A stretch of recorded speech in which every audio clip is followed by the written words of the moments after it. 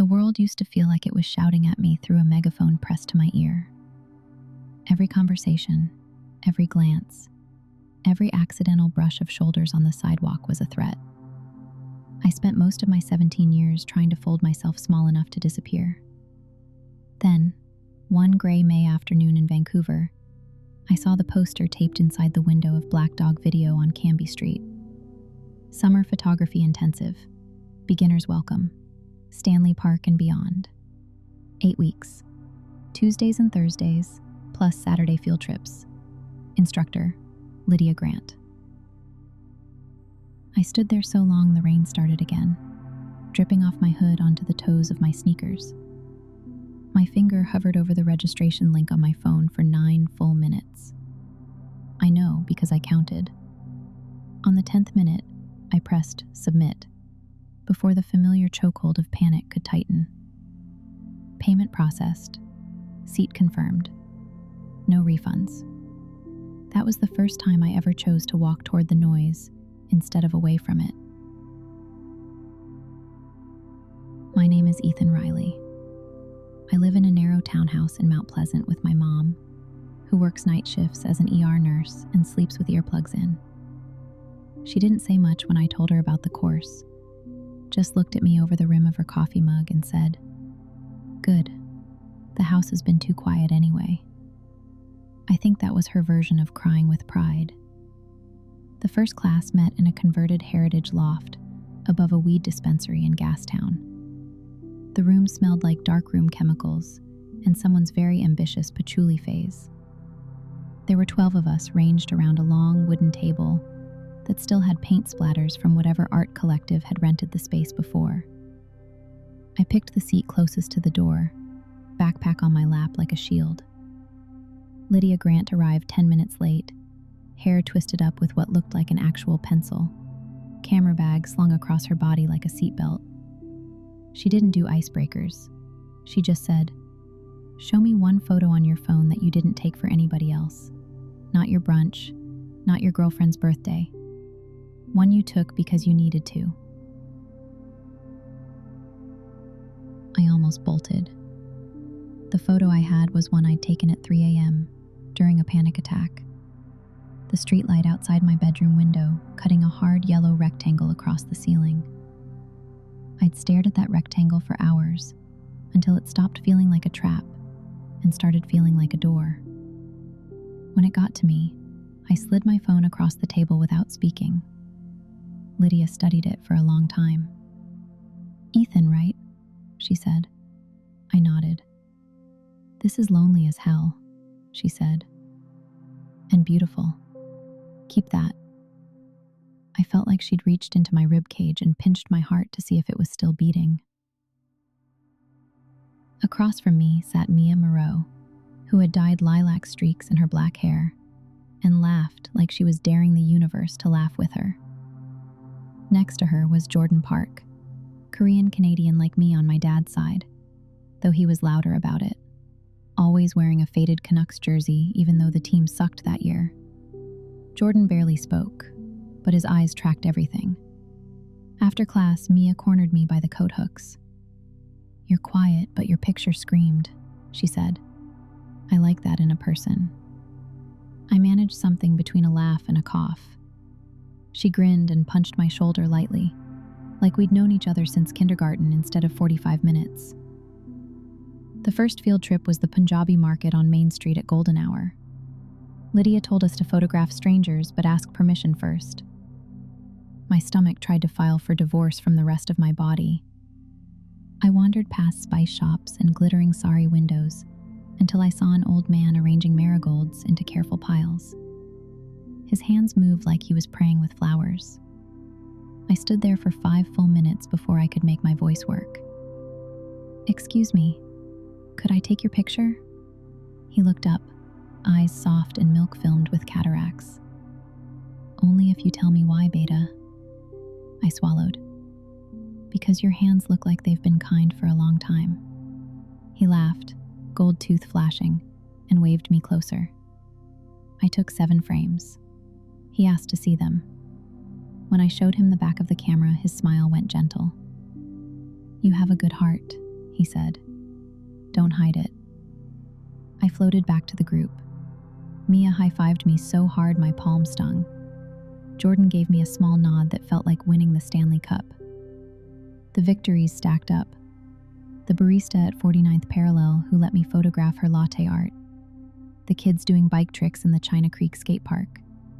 The drag queens smoking outside celebrities on a Tuesday night who called me baby photographer and posed like Marilyn Monroe. But week 5 almost broke me. We were assigned a self-portrait series, where I end and the world begins. I spent 3 nights wandering East Van alleys trying to find the edge.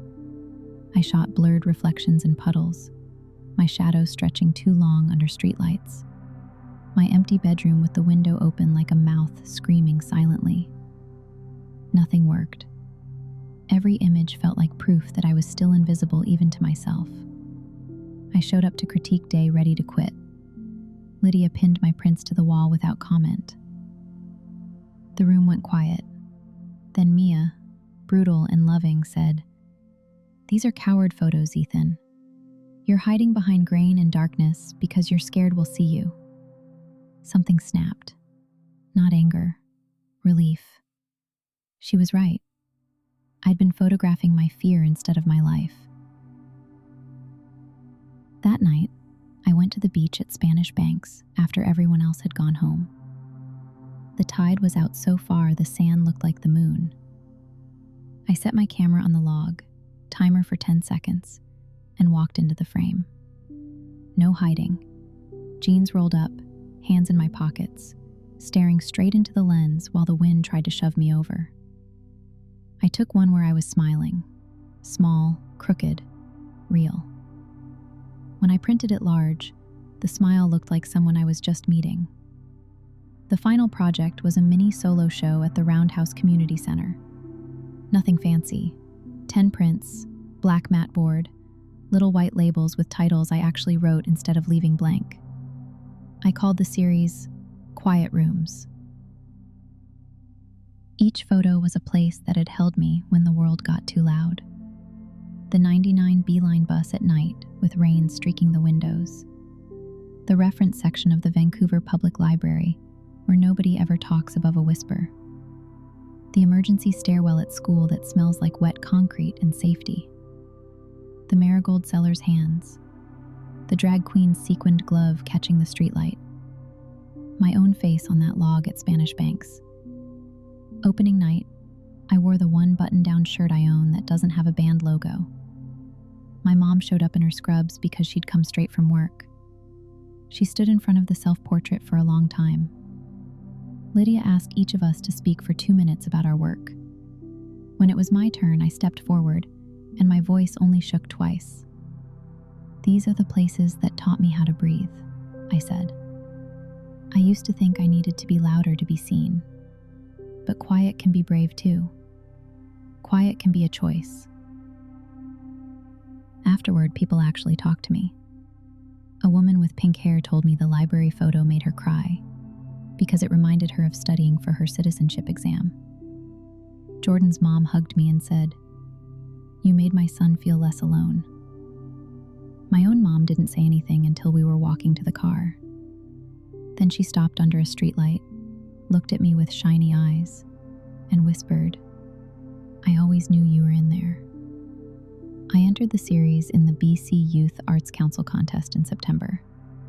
Didn't win, but got honorable mention and a $200 gift card to Bow Photo. Good enough. Some days the anxiety still sits on my chest, like a cat that weighs 300 pounds. But now I know how to move with it. I still take pictures, mostly on film now, because the wait between clicking the shutter and seeing the negative teaches patience.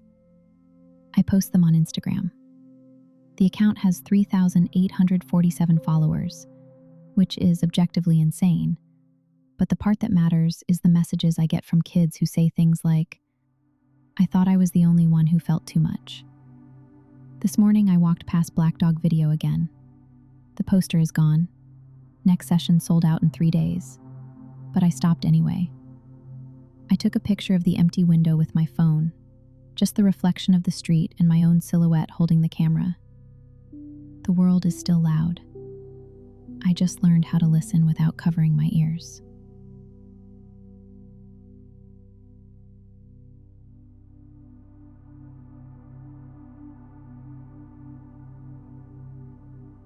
If you've ever felt like the world was too loud, like every glance was judgment, every step outside felt dangerous, and your own heartbeat sounded like a countdown, know that you are not broken. You are not too sensitive.